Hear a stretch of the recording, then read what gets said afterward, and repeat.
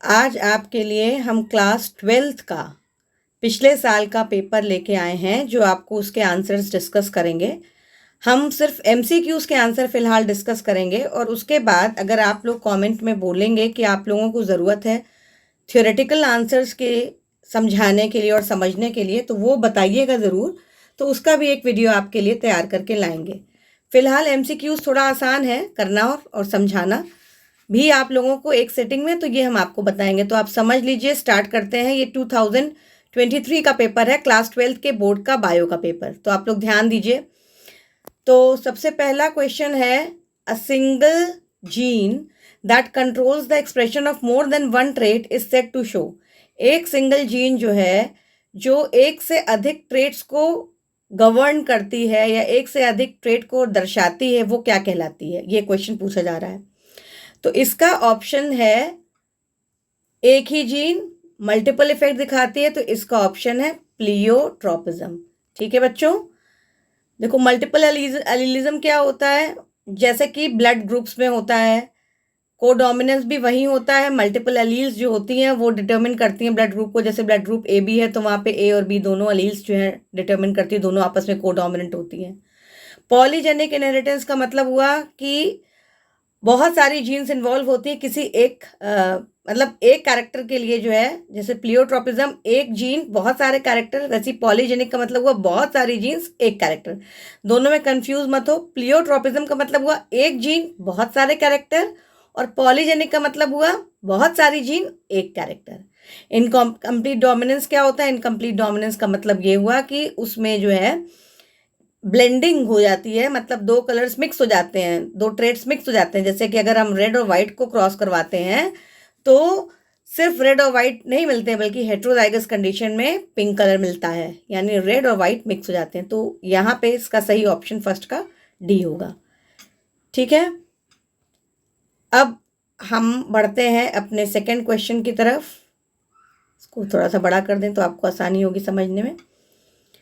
Second question कह रहा है कि a person with trisomy of 21st chromosome, एक आदमी जिसकी ट्राइसोमी, ये ट्राइसोमी का मतलब हुआ कि 3 क्रोमोसोम्स हैं, मतलब एक एक्स्ट्रा क्रोमोसोम है। 21st क्रोमोसोम की एक एक्स्ट्रा कॉपी है। नॉर्मली पेयर में होते हैं क्रोमोसोम्स, यहाँ पर 3 क्रोमोसोम्स हैं, तो वो क्या कहलाता है? सबसे पहले आपको पता होना चाहिए कि 21st क्रोमोसोम की जो ट्राइसोमी है, यानी अगर 46 क्रोमोसोम है तो ट्राइसोमी में 47 क्रोमोसोम होंगे, जिसमें कि 21st क्रोमोसोम 3 कॉपी में होगा। मतलब यहाँ पे नॉन डिसजंक्शन हुआ है, क्रोमोसोम्स अलग नहीं हुए हैं। तो ये जो कैरेक्टर होता है, ये डाउन सिंड्रोम का कैरेक्टर होता है। और डाउन सिंड्रोम में सबसे बड़ी कैरेक्टरिस्टिक क्या मिलती है? फरोड टंग और कैरेक्टरिस्टिक पाम क्रीज मिलती है। तो देखो ये ऑप्शन तुमको डी में मिल रहा है, फर्स्ट एंड सेकंड ऑप्शन जो है ये मिल रहा है। तो ऑप्शन डी करेक्ट ऑप्शन है। बाकी का ऑप्शंस करेक्ट क्यों नहीं है? क्योंकि रूडिमेंट्री ओवरीज जो है, मतलब अंडर डेवलप्ड ओवरीज, ऐसा नहीं है कि डाउन सिंड्रोम में नहीं मिलता, क्योंकि डाउन सिंड्रोम की अगर फीमेल्स होती हैं तो फर्टाइल होती हैं कभी कभी, और इनफर्टाइल भी होती हैं नॉर्मल लोगों की तरह, कभी इनफर्टाइल कभी फर्टाइल। तो रूडिमेंट्री ओवरीज नहीं मिलती हैं। गायनाकोमास्टिया भी नहीं होता है। गायनाकोमास्टिया में होते हैं कि ब्रेस्ट जो होते हैं डेवलप्ड हो जाते हैं मेल्स में, तो ऐसा नहीं होता है। तो ये कैरेक्टर नहीं मिलता है। तो ये सेकंड का जो ऑप्शन है आपका करेक्ट, वो डी है। और उसके बाद हम लोग बढ़ते हैं अगले तरफ। ये एक डायग्रामेटिक क्वेश्चन है। इसमें कहा जा रहा है कि डायग्राम देखिए आप लोग, और ये हम ऊपर कर देते हैं, और आइडेंटिफाई करना है कि कौन सा प्रोसीजर है। इसमें क्वेश्चन पूछा जा रहा है कौन सा प्रोसीजर है ये। तो IUT जो होता है वो इंट्रा यूटेराइन ट्रांसफ़र होता है। IUI इंट्रा यूटेराइन इंसेमिनेशन होता है। ICSI जो होता है इंट्रा साइटोप्लाज्मिक स्पर्म इंसेमिनेशन होता है। और जिफ्ट जो है, और ये है जाइगोटिक इंट्रा फैलोपियन ट्रांसफ़र। तो इसमें ये क्या दिख रहा है? पहले डायग्राम में हम देखें। सबसे पहले आपको एग दिख रहा है, जो कि फीमेल का एग है। यहाँ होल्डिंग टूल है, और इंजेक्शन नीडल से क्या ट्रांसफ़र किया जा रहा है? स्पर्म ट्रांसफ़र किया जा रहा है, इंजेक्ट करवाया जा रहा है एग के साइटोप्लाज्म में, जिससे कि एग का जो न्यूक्लियस है वो फ्यूज़ कर जाए स्पर्म के न्यूक्लियस के साथ और जाइगोट बन जाए। तो यहाँ पे हो क्या रहा है? यहाँ पे एग में स्पर्म का ट्रांसफ़र हो रहा है। तो सबसे अप्रोप्रिएट क्या टेक्निक है? ये ICSI है, मतलब इंट्रासाइटोप्लाज्मिक इंटरसाइटोप्लाज्मिक स्पर्म इंसेमिनेशन, स्पर्म का इंसेमिनेशन हो रहा है और साइटोप्लाज्म के अंदर हो रहा है फीमेल के, इसलिए ICSI है। यूटेराइन ट्रांसफर फर्स्ट ए और बी ऑप्शंस करेक्ट नहीं होंगे, क्योंकि दोनों ही जो है यूटेराइन ट्रांसफर और यूटेराइन इंसेमिनेशन से मतलब होता है जिसका यूट्रस से रिलेटेड होता है, तो यहाँ यूट्रस दिख भी नहीं रहा है तो होगा ही नहीं। और जिफ्ट जो है वो जाइगोट से रिलेटेड है, तो जाइगोट अभी बना ही नहीं है, इसलिए मोस्ट अप्रोप्रिएट ऑप्शन जो है सी ऑप्शन होगा। इसको हम लोग टिक करते हैं, 1 मिनट इसको सही से टिक कर दें। तो C option is the correct option. चलिए नेक्स्ट क्वेश्चन की ओर बढ़ते हैं। Interferons are the protein secreted by, interferons जो है कौन सी प्रोटीन्स है? इंटरफेरॉन्स बेसिकली वो प्रोटीन्स होती हैं जो एंटीवायरल प्रोटीन्स होती हैं वायरस के खिलाफ। तो ऑब्वियसली कौन बनाएगा? वो वायरस इन्फेक्टेड सेल बनाएगा, जो भी सेल वायरस से इन्फेक्टेड होगा वो बनाएगा। RBCs रेड ब्लड सेल्स होते हैं, वो नहीं बनाते हैं। WBCs वाइट ब्लड सेल्स होते हैं, वो नहीं बनाते हैं। बैक्टीरिया इन्फेक्टेड सेल ऐसी कोई भी प्रोटीन नहीं प्रोड्यूस करते हैं। और वायरल इन्फेक्टेड सेल जो होते हैं वो खुद इंटरफेरॉन्स प्रोड्यूस करना शुरू करते हैं, तो ऑप्शन डी है। नेक्स्ट क्वेश्चन पे आते हैं।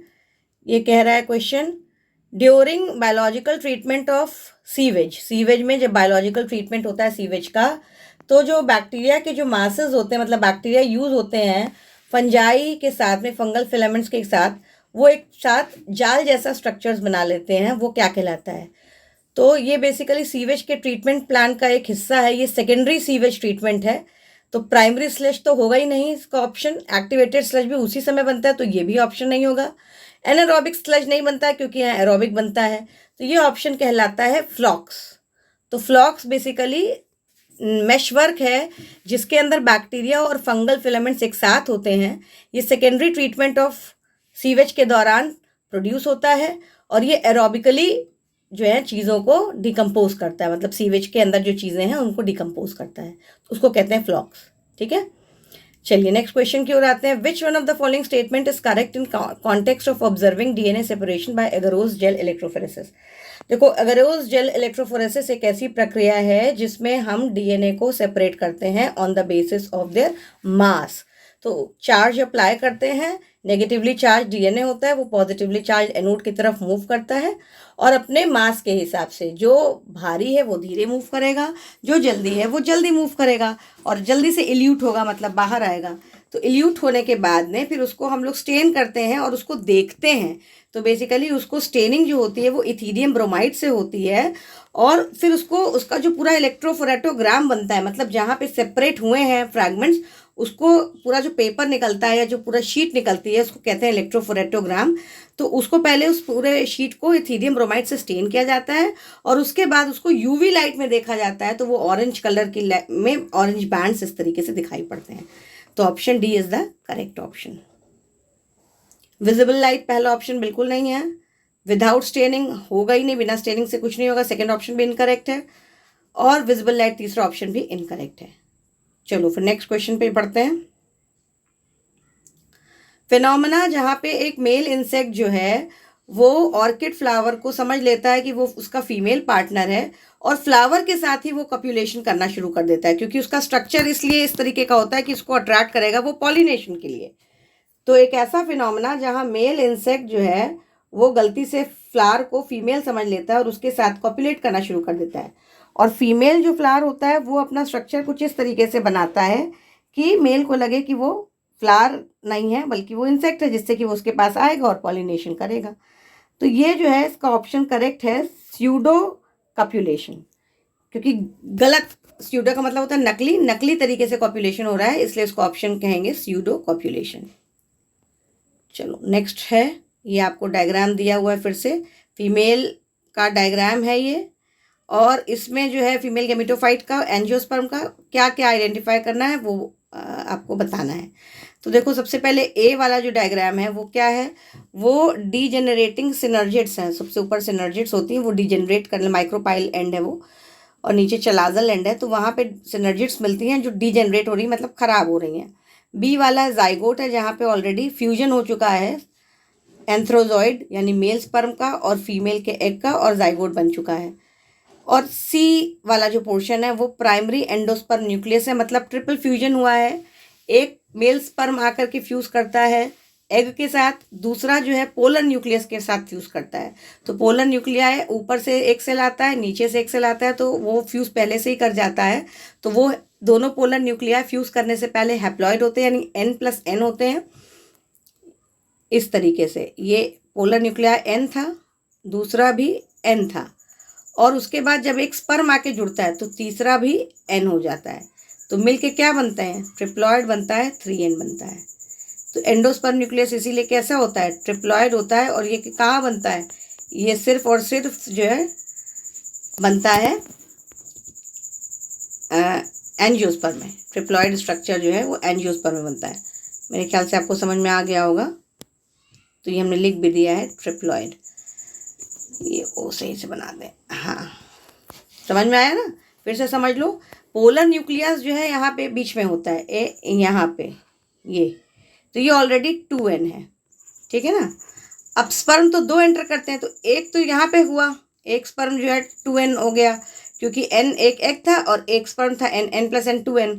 तो और एक पोलर न्यूक्लियस पहले से फ्यूज होकर के 2N बनी। अब एक स्पर्म आके इसमें जब फ्यूज कर गया तो ये हो गया 2N+N यानी 3N। तो ये हो गया प्राइमरी एंडोस्पर्म न्यूक्लियस। और नीचे जो है एंटीपोडल्स, ये डी वाला जो पोर्शन है ये एंटीपोडल्स है, यहाँ पे डिजेनरेट हो रहा है, मतलब खराब हो रहा है, ठीक है ना। चलो अब आगे बढ़ते हैं। मोस्ट इंटरेस्टिंग क्वेश्चन, ये पेडिग्री का क्वेश्चन है, देख के बताना है कि कौन सी पेडिग्री है। तो इसमें देखो 4 ऑप्शन दिए हैं, डोमिनेंट, रेसेसिव, ऑटोसोमल, ठीक है। ऑटोसोमल डिजीजेस क्या होती हैं? ऑटोसोमल डिजीज का मतलब हुआ कि म्यूटेशन कहीं ना कहीं ऑटोसोम्स पे है, मतलब सेक्स क्रोमोसोम पे नहीं है। और एक्स लिंक का मतलब हुआ म्यूटेशन सेक्स क्रोमोसोम में, स्पेशली एक्स क्रोमोसोम में है। तो कोई भी सेक्स लिंक डिजीज यानी एक्स लिंक डिजीज का मतलब ये हुआ कि यूजुअली फीमेल अफेक्टेड होती है और उसके लड़के अफेक्टेड होते हैं। फीमेल्स बहुत कम अफेक्टेड होती है। क्यों? क्योंकि उसके अंदर 2 क्रोमोसोम्स एक्स के होते हैं ना। फीमेल्स में क्या होता है? 2 एक्स के क्रोमोसोम होते हैं। तो अगर एक म्यूटेशन इस पे है जिसमें हमने अंडरलाइन किया है तो वो नॉर्मल के होती है, भले कैरियर होती है कि आगे की पीढ़ी को पहुंचा सकेगी डिजीज़, लेकिन खुद उसको बीमारी नहीं होगी। और इसकी जब शादी किसी नॉर्मल आदमी से होती है तो जो क्रॉस बनता है, देखो क्रॉस हम दिखा दे रहे हैं तुम लोगों को, ये गड़बड़ है, एक इसका क्रोमोसोम ये सही है, ये सही है, ये सही है। तो ये देखो ये कैरियर फीमेल हुई क्योंकि इसके पास एक अंडरलाइन है और एक नॉर्मल है। ये वाली कंप्लीटली नॉर्मल फीमेल है। ये वाला देखो ये क्या है? ये एक्स और वाई है। एक मिनट, ये एक्स और वाई है, मतलब ये अफेक्टेड है मेल और ये वाला मेल नॉर्मल है। तो इसमें क्या तुम लोग को दिख रहा है? इसमें ये तुम्हें दिख रहा है कि फीमेल्स 100% नॉर्मल है, भले ही वो कैरियर, उससे कोई मतलब नहीं है, कैरियर भी नॉर्मल होते हैं। और नीचे वाला जो पोर्शन उसमें देख रहे हो कि 50% अफेक्टेड है मेल्स और 50% नॉर्मल है। तो मतलब हर एक कैरियर फीमेल भी होगी तो उसके भी मेल्स ही गड़बड़ होंगी, 50% मेल गड़बड़ होंगे। तो कहने का मतलब फीमेल्स में जल्दी बीमारी नहीं मिलती है। तो अब तुम लोगों को ये समझ में आ रहा होगा कि यहाँ पर देखो इस पेडिग्री में ये अफेक्टेड है, ये अफेक्टेड है और ये अफेक्टेड है। तो 2 मेल्स अफेक्टेड है, एक फीमेल, तो बराबरी से है लगभग। तो हर हाल में ये बीमारी एक्स लिंक्ड नहीं हो सकती। एक्स लिंक्ड होती तो ये फीमेल अफेक्टेड ना होती, पर ऐसा नहीं है। इस वजह से ये 100% एक्स लिंक्ड नहीं है। तो तुम्हारे 2 ऑप्शन जो गलत हो गए वो ए और बी गलत हो गए। अब बचा सी और डी, ऑटोसोमल डोमिनेंट और ऑटोसोमल रिसेसिव। तो हम इसको रिसेसिव देंगे क्योंकि रिसेसिव के लक्षण होते हैं कि पेरेंट्स अनअफेक्टेड होते हैं। देखो ये भी अनअफेक्टेड है, ये भी अनअफेक्टेड है और इनके बच्चे अफेक्टेड होते हैं, है ना।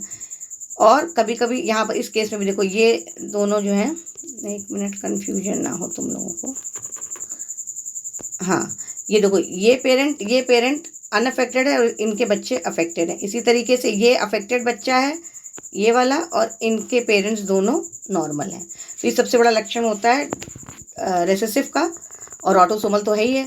अब रिसेसिव का क्रॉस भी करा के चलो तुम लोग को दिखा देते हैं तो तुम लोग को थोड़ा सा अच्छे से समझ में आएगा।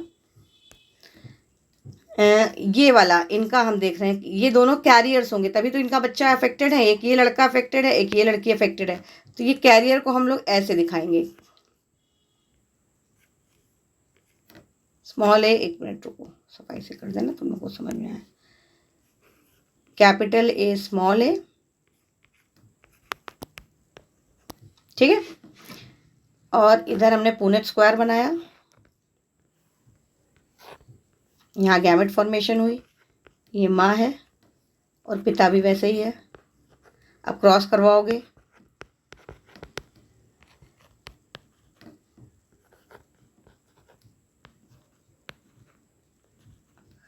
तो क्या मिला, एक मिनट,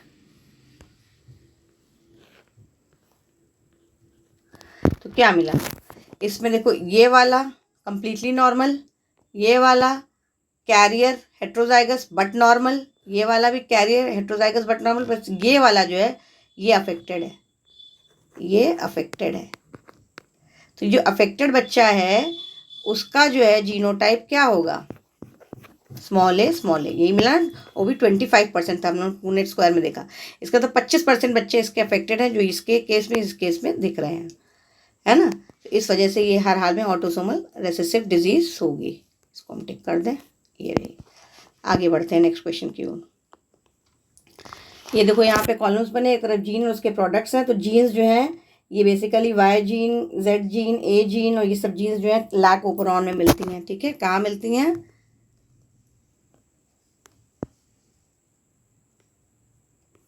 लैक ओपेरॉन में,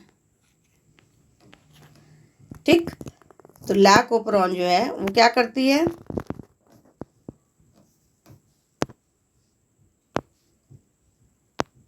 तो लैक ओपेरॉन के अंदर जो है बहुत सारी जीन्स मिलती हैं जो अलग अलग प्रोटीन्स और एंजाइम्स को सिंथेसाइज करती है। जैसे जो है सबसे पहले क्या दे रहा है, तो उसको हम थोड़ा सा बड़ा कर रहे हैं, पहले एक मिनट रुको, तुम लोग क्लियरली दिखेगा। हाँ, ये है सबसे पहले आई जीन। तो आई जीन जो है किसका निर्माण करती है, रिप्रेसर का, ठीक। जेड जीन, जेड जीन जो है, पहले ए जीन पे आते हैं, ए जीन जो है ट्रांस एसिटाइलेज एंजाइम करती है, ठीक। वाई जीन लैक परमिएस करती है और जेड जीन जो है बीटा गैलेक्टोसाइडेज है। अब ये ऑप्शन तुम लोग ढूंढ लो कौन सा ऑप्शन है, हमने ये बता दिया कि वाई जीन जो है, देख लो क्या है, आई जीन जो है रिप्रेसर, यानी ए का थर्ड किस में जा रहा है, ए का थर्ड ये लास्ट ऑप्शन में जा रहा है, बी का फोर्थ, बी का जेड जीन जो है ट्रांसएसिटाइलेज नहीं है, ए का 3 वाला ऑप्शन ऊपर, ये तो सी ऑप्शन होगा फिर, ये वाला सी ऑप्शन, क्योंकि बी का फर्स्ट है, हाँ बी का फर्स्ट है और बाकी सी का फोर्थ है और डी का सेकंड है। तो इसमें जो है आई जीन रिप्रेसर सिंथेसाइज करता है। रिप्रेसर क्या करता है, ये लैक ओपेरॉन को मतलब एक तरीके से एक्सप्रेस नहीं करता है अगर मीडियम में लैक्टोज नहीं होता है, और ये जीन जो है आराम से एक्सप्रेस होती रहती है। जैसे ही मीडियम में लैक्टोज आता है, वैसे क्या होता है कि जो रिप्रेसर होता है, लैक्टोज जो होता है वो क्या करता है, एलो लैक्टोज में कन्वर्ट होता है और वो कुछ हिस्सा जा करके जुड़ जाता है उस रिप्रेसर से। तो रिप्रेसर जो होता है वो पहले बाइंड किए रहता है ऑपरेटर को और वो ढकता है इसको। ये इस तरीके की जीन्स होती है, अगर तुम लोगों को याद हो तो बता देते हैं, फिर से हम लोग को बताते हैं। ये है ऐसे, ये ओपेरॉन है, यहाँ पे आई होता है, यहाँ पे ओ है, यहाँ पे पी है और यहाँ पे तीनों स्ट्रक्चरल जीन्स हैं, जेड, वाई और ए, ठीक है। तो ये आई जो होता है रिप्रेसर होता है, रिप्रेसर यहीं पे आके इसी को पूरा ऐसे से पूरा छेके रहता है। तो प्रमोटर भी घेरा रहता है, प्रमोटर पे आरएनए पॉलीमरेज जुड़ नहीं पाती है, और जब आरएनए पॉलीमरेज जुड़ती है तो उसको सफाई से कर देते हैं। एक मिनट तुम लोग को सही से समझा देते हैं। ये है ये है पूरा लैक ओपेरॉन, ये है आई, पी, ओ और पी, इधर जेड, वाई, ए इधर है, उससे ये स्ट्रक्चरल जीन्स है तीनों, और इधर ये है आई जो है रिप्रेसर सिंथेसाइज करता है और यहाँ पे ऐसे ये रिप्रेसर इसको बाइंड किए रहता है। तो क्या होता है कि जब लैक्टोज मीडियम में नहीं होता तो ये बाइंड करे रहता है, कुछ भी ये जेड वाई ए एक्सप्रेस नहीं होती हैं। लेकिन जैसे ही मीडियम में लैक्टोज आता है वो एलो लैक्टोज में कन्वर्ट होता है और उसको कन्वर्ट होने के बाद वो किसको बाइंड कर लेता है, वो आके रिप्रेसर को बाइंड करके, तो ये रिप्रेसर जो होता है वो तुरंत ही यहाँ से रिमूव हो जाता है, समझे। और ये जब प्रमोटर फ्री होता है तो आरएनए पॉलीमरेज आके जुड़ती है यहाँ पे और वो ट्रांसक्रिप्शन कराती है, मतलब आरएनए बनता है और उसके बाद फिर पूरी प्रोटीन बन जाती है। तो इस तरीके से इसका निर्माण होता है, ठीक है ना। तो ये था लैकोप्रोन के बारे में थोड़ा सा। अब हम लोग और आगे बढ़ते हैं। कह रहा है कि दोनों पेरेंट्स जो है कैरियर्स है थैलेसीमिया का, तो क्या चांस। ये बिल्कुल ऊपर जैसे हमने क्रॉस बताया था वैसे, अगर दोनों पेरेंट्स कैरियर है इसका मतलब ये इनकी जीनोटाइप होगी। अब क्या कह रहा है कि चांसेस क्या हैं कि अफेक्टेड बच्चा पैदा होगा। तो इसको पहले हम पुनेट स्क्वायर बनाएंगे, इसके गैमेट्स रखेंगे ए स्मॉल ए,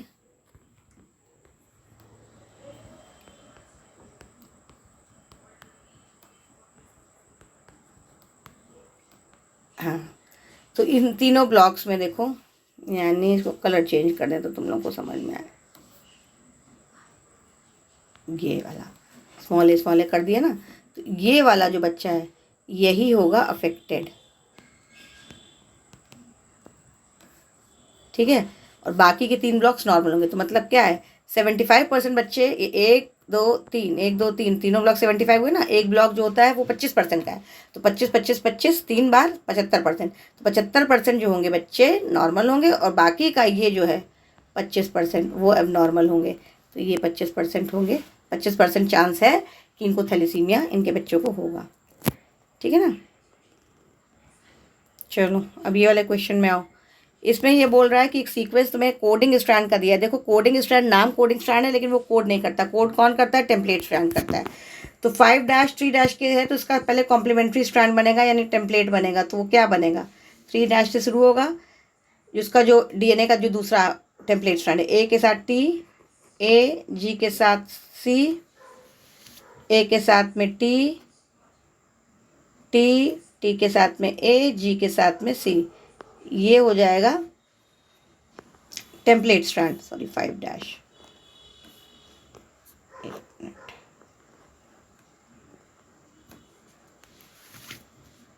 टी डबल टी का ए और जी का सी, क्यों गायब हो रहा है। अच्छा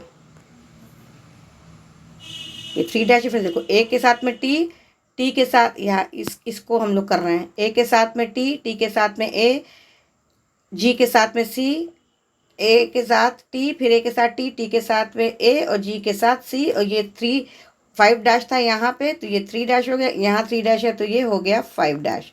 ठीक है, इसका ये है तुम्हारा टेम्पलेट स्ट्रैंड, ये है टेम्पलेट स्ट्रैंड, ठीक है। अब इसका जो कॉम्प्लीमेंट्री बनेगा वो जो होगा वो आरएनए ट्रांसक्रिप्ट होगी। तो 3 का हो जाएगा 5, टी के साथ में ए के साथ में टी होना चाहिए लेकिन आरएनए इसलिए ए के साथ में यू, सी के साथ जी, टी के साथ ए, मतलब टी के साथ ए के साथ में यू और सी के साथ जी और 5 के साथ 3। तो ये ऑप्शन फर्स्ट ऑप्शन मिल रहा है, ठीक है ना। समझ में आया बच्चों। चलो तो ये फर्स्ट वाला ऑप्शन मिल रहा है।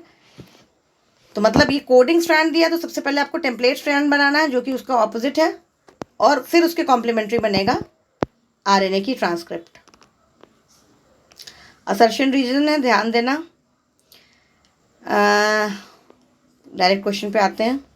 Ads is a syndrome caused by HIV, यही है अक्वायर्ड इम्यूनो डिफिशियंसी सिंड्रोम, ये कि HIV यानी ह्यूमन इम्यूनो डिफिशियंसी वायरस इसको कॉज करता है।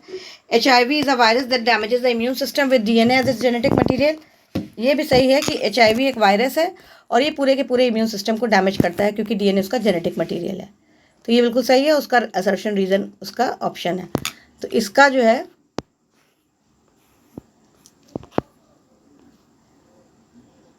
इसमें ये वाला ऑप्शन होगा, ए ऑप्शन, कि वो करेक्ट, इसका ए ऑप्शन करेक्ट है कि both A and R true and B is the correct explanation. दूसरे असर्शन रीजन पे आते हैं।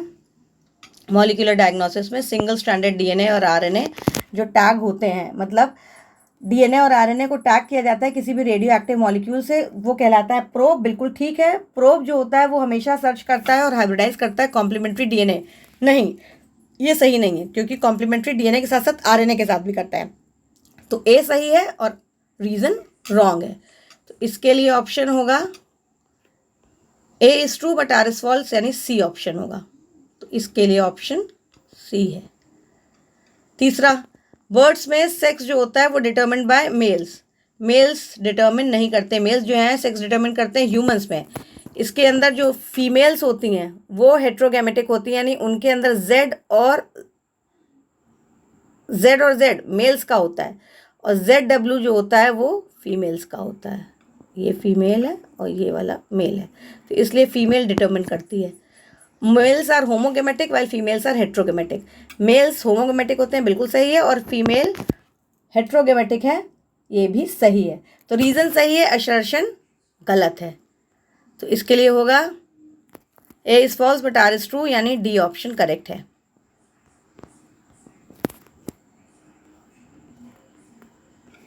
डी ऑप्शन करेक्ट है। अगला है higher communities that comprise of more species tend to be more stable. बिल्कुल सही बात है कि वो कम्युनिटीज़ जिसमें बहुत सारी स्पीशीज़ होती हैं वो ज़्यादा स्टेबल होती हैं, क्योंकि ज़्यादा उनको अंतर नहीं पता चलता है, सब स्पीशीज़ मिलके बैलेंस कर लेती हैं। और higher number of species results in less year to year variation in total. Variation भी कम होता है क्योंकि ज़्यादा चेंजेस बर्दाश्त नहीं कर पाती हैं। तो ऑप्शन ए करेक्ट है कि वो उसका करेक्ट एक्सप्लेनेशन है, और दोनों करेक्ट है। ठीक है ना, रीज़न उसका करेक्ट एक्सप्लेनेशन है। तो like this we have come to the end of section A, which comprises of multiple choice questions, and now there is theoretical part remaining in the subsequent sections B, C and D, I hope. So if you want, we will definitely meet for another video, for another discussion. अगर आप लोग चाहते हैं तो हम ज़रूर मिलेंगे दूसरा डिस्कशन के लिए, और उसके लिए आप लोगों को कमेंट सेक्शन में लिखना पड़ेगा कि हमको ये चाहिए, और उसके लिए आपको सब्सक्राइब भी करना पड़ेगा जो आप लोग नहीं कर रहे हो। तो अगर अच्छा लगा है, आपको समझ में आ गया हो, तो इतनी मेहनत सफल करो, सब्सक्राइब करो और कमेंट करो। चलो फिर, ऑल द बेस्ट, पढ़ाई करते रहो।